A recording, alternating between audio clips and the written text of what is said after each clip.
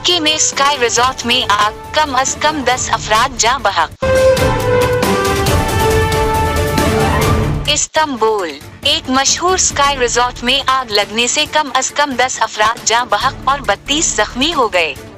वाकया मगरबी तुर्की के शहर कार्टालकाया में ग्रांड कर्टल होटल में पेश आया, जहां 200 से जायद मेहमान मुकीम थे।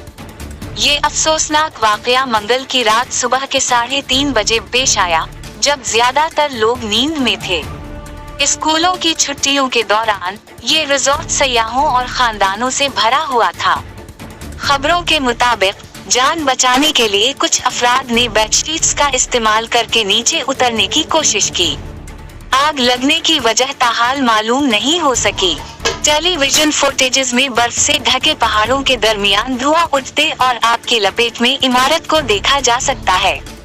करीबी शहरों से फायर ब्रिगेड की गाड़ियां और रेस्क्यू टीमें मौका पर पहुंच गईं।